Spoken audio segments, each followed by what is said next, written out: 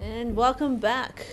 We are in the top 4 of Paragon Games Onyx Open. We've got James O'Rourke on Green Red Tron and Jacob Golding on Affinity.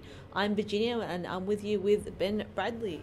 Yeah, this should be an interesting matchup in the sense that it is very favoured towards Affinity.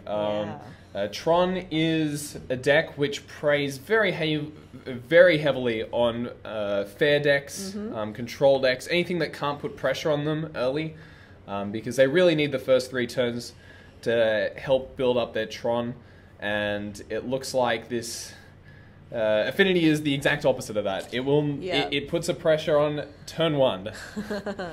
Yeah, and I think so James O'Rourke is one of our resident authors on our Paragon article series, and he's definitely has written that Affinity is an atrocious matchup. Yeah, so unfortunate pairings here for James. I bet he hoped that he wouldn't get to play against this matchup, but well, it is what it is, and it's going to be tough. Yeah.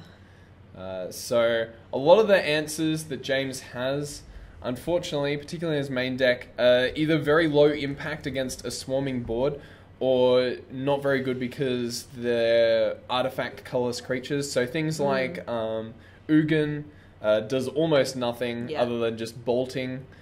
You've got Jacob isn't really bothered by an Ulamog or a World Breaker. Like, these all things are like low impact initially.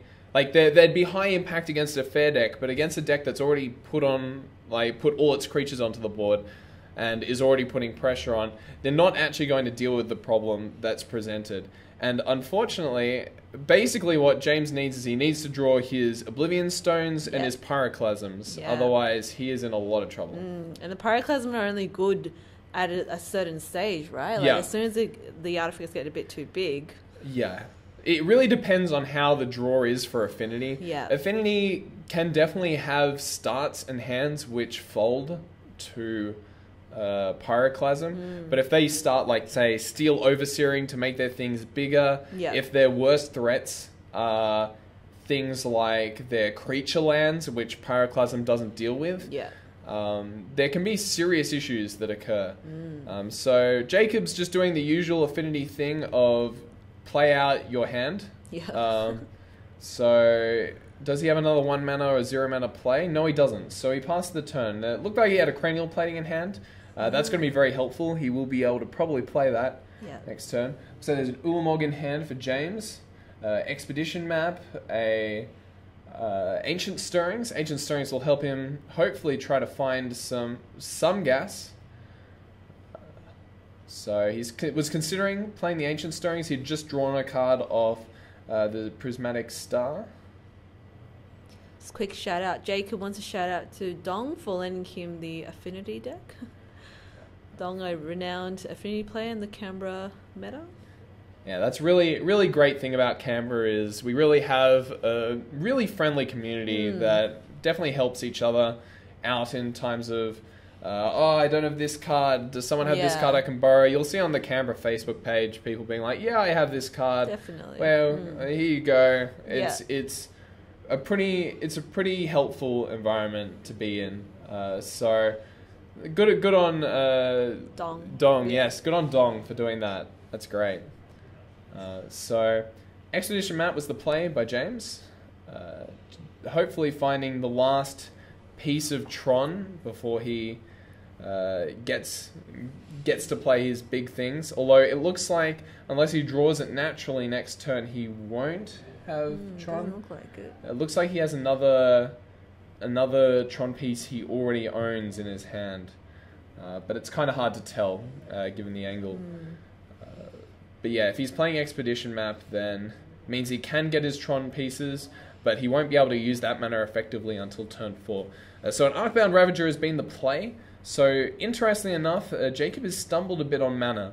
So he wasn't able to play 2 things in 1 turn. He does have a Cranial Plating he'd like to have, but I think he values getting that Arcbound Ravager on the field as soon as possible, and just getting a nice little hit for one in the air. James would be quite relieved to see that, wouldn't he? Like, yeah. This is that. for Affinity. for an Affinity start, this isn't the highest pressure you could see. And that was... What was that was just played?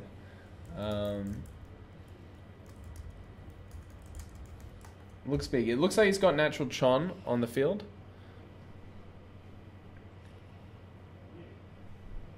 And has applied some pressure. And here comes... he was thinking about Oblivion Stone. Decided against it.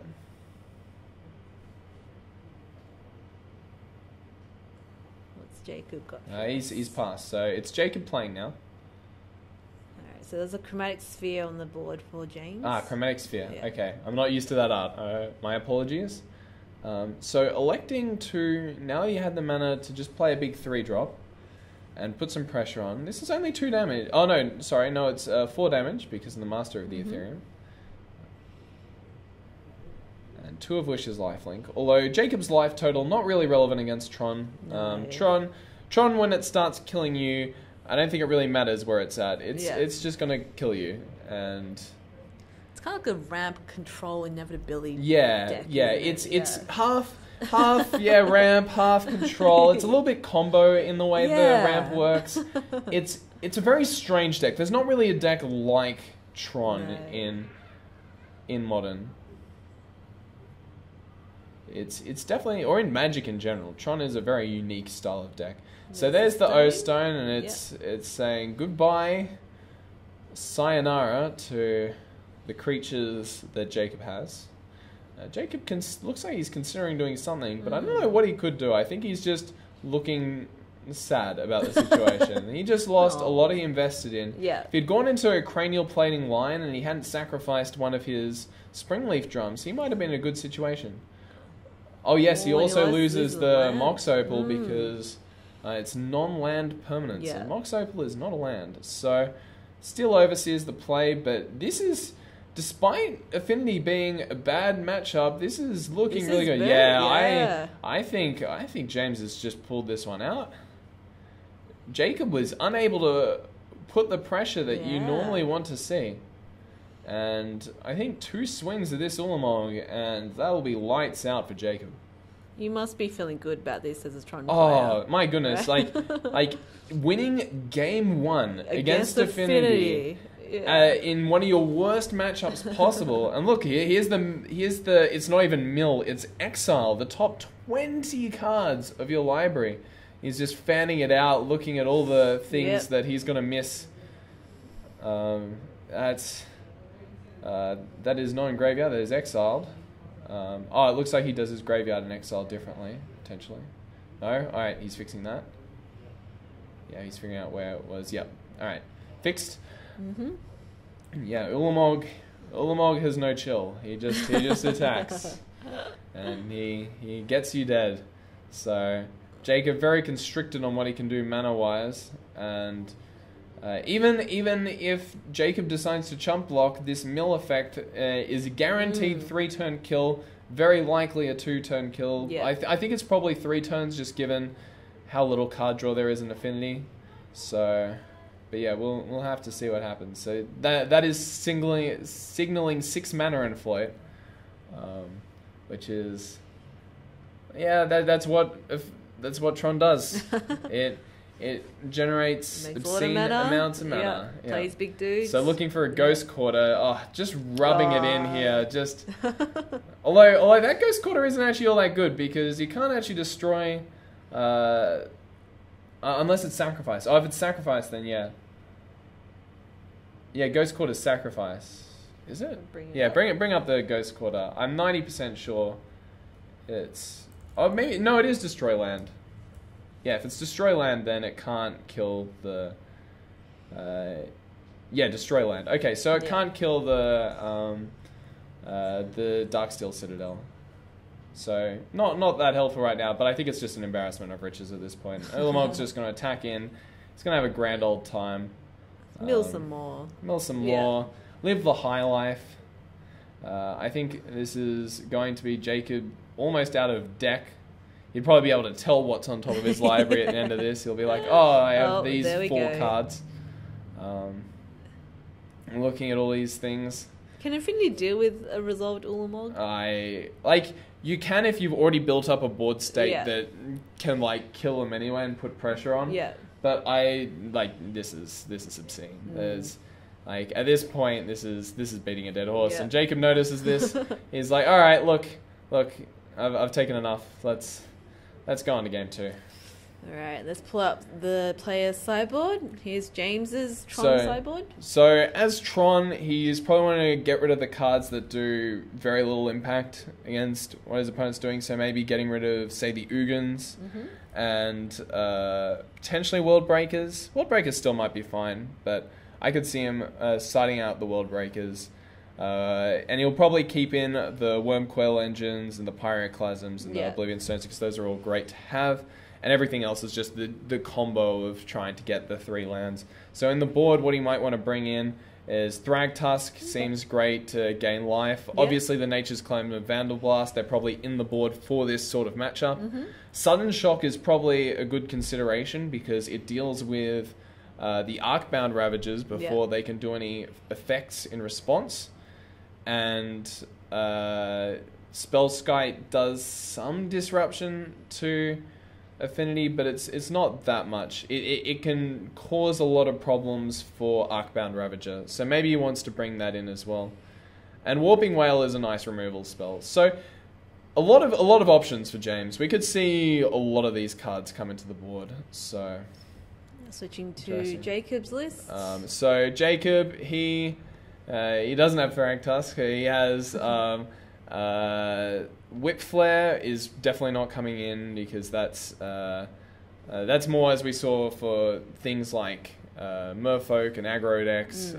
He'll probably consider something like Thoughtseize just to be able to strip away either one of the good targets or to strip away ways of finding Tron. Would be worth consideration. Spell Pierce can do some work. Obviously, once they assemble Tron, it's a lot harder to deal with something. Yeah. And I guess they could also side in some Ancient Grudges or Dismember. No, you'd never side in Dismember. Yeah, Spell Pierce. Big for Dismember. Honestly, the sideboard for Affinity is not as good here, Yeah. which is usually the case. Usually, game 1 is the favoured game for Affinity, and then it gets a little worse for Affinity because everyone packed sideboard hate for it to increase their percentage. Kill all the artifacts. So Jacob probably a little disappointed to have to lose game 1 because now he's going to have to win 2 harder games. Yeah. So just update from the floor. So James has sideboarded in Warping Whale, 2 Nature's Claim, 2 Sudden Shock, and 1 Vandal Blast. And has taken out 4 Karn and 2 Ugin. So not liking those Planeswalkers. They do spot removal. Yeah. Not quite what they're looking for in this matchup. So Jacob assembling a board. As Affinity does. Does he have another 1-drop? He doesn't. This is another poor start. He does. So playing out another 1-mana card, and it's a Vault Scourge. Still probably in the weaker variants of draws here. So Tronland, go. Is James's response to all this, and Jacob looking to hopefully build a bigger board than this as soon as possible. I noticed he had a couple of Signal Pests in his hand, but he's looking at just playing out this Steel Overseer as soon as possible so he can start making his creatures into considerable threats. Yeah. Well, I guess he really wants to is get this a out of any Pyroclasm burn coming? wave. If this is a Pyroclasm, this is real bad. That's looking very Pyroclasm-ish. Yeah. Oh, Sudden Ooh, Shock. Okay. Okay, not as bad for Jacob as a Pyroclasm, but definitely not happy to see your Steel Overseer removed. And this is basically buying a turn for James. It's almost like a time walk because when your turn 2 play counters what the Affinity's turn 2 play is, you're the one happier because you're getting to go 1 extra turn further to hit your Tron. However, having to play that Grove means he's still 2 turns away from achieving Tron. Yep, there's the 2 Signal Pests we were expecting earlier. Played out. Would have been nicer if he had a Steel Overseer to pump them up, but definitely still considerable threats, those Signal Pests. So, using the Grove to Ancient Stones, can find any colorless cards, so that means both lands and colorless spells. So, it didn't look like that many good options. Yeah, there's a Tron land. Like, he's not unhappy about that. Yeah, being able to have a Tron land and play it out. Yep. There we go. Does it look like there's a threat in his hand to Tron into? Yeah, I saw an Ugin, and I think I also saw an Oblivion Stone in hand as he was quickly flicking through his cards. Ugin doesn't look... no, not Ugin. Ulamog. Ulamog, yes. Ulamog doesn't look as good in this situation because there are a large number of small creatures that are already attacking. However, it's still not unhappy. Jacob is putting pressure on, which is what he needs to do, and he needs to go wide while doing it. Yeah. The disaster would be to see a Pyroclasm. If Pyroclasm came out, that'd be awful. And here we are. Here's the Oblivion Stone. That's basically a Pyroclasm. And Jacob, in the matchup, he was favored. He's just scooping him up. Wow, that defying the odds. James makes it to the finals. Apparently, this is actually his 4th Affinity matchup for today as well. Wow! So maybe there's not as much truth to this being his bad matchup. Yeah, that is quite brutal. Oh, just showing off what was in hand. Yeah. Because of course, oh no, he hasn't scooped. It's just all of his lands. Oh, he just lost everything because he had the he had 2 of the spring leaf drums, which aren't lands, and then his glimmer void requires an artifact. So basically, that was complete destruction.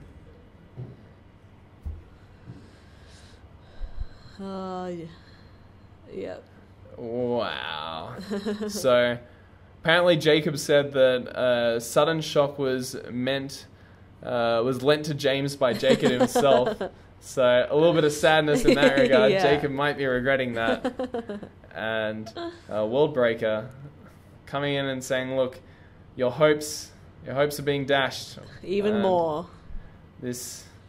Like, when you're passing the turn with a completely empty board... Yeah, and you've got a Wormcoil engine. And a Worldbreaker, that is a 2-turn clock, and that is almost certainly it for Jacob. I don't think there's any way out of this. Oh, man. Ornithopter saying, "Look, bro, you might be going out, but I'm going out with you." That's that's just tragic. All right. So James. So Jacob, not the Affinity draws he was hoping for. He was quite unlucky there. Yeah. There was he had some very slow starts, and James was just able to deal with the pressure that was applied to him. There were no creatures. Yeah, Jacob didn't get any of his creature lands, which are really important because if you can have creature lands and like things like an Arcbound Ravager, you can, in response to say a Oblivion Stone, put all the counters on your creature lands and still have that damage. But the cards weren't in Jacob's favor, and James coming in and just saying, "Hey, Tron, look, you can still beat have Affinity. Good matchups. Yeah, easy." Next one, see it beat Infect. And that's an even harder task. But like, it looks like James has like a good sideboard for dealing with it too. A lot of interaction. Sudden Shock is amazing against Infect. Looks like he predicted the meta quite well. This time. He is certainly built it effectively. So if you guys want to read more on Tron tips and tactics, go to our website, paragongames.com.au/articles. You can see James's tips and tricks on how to master Green Red Tron. He's definitely our Canberra expert on Tron. I have been beaten by him with Tron multiple times. Even in PPTQs, still salty about that. No, he's definitely, he knows the deck in and out. He plays it to great effect, and it's just happening again. He's coming to the finals and just he's going to crush. Well, he has crushed, and we'll see if he can continue that streak in the finals. Yeah, it'll be exciting. Until then, we'll see you guys in a little bit.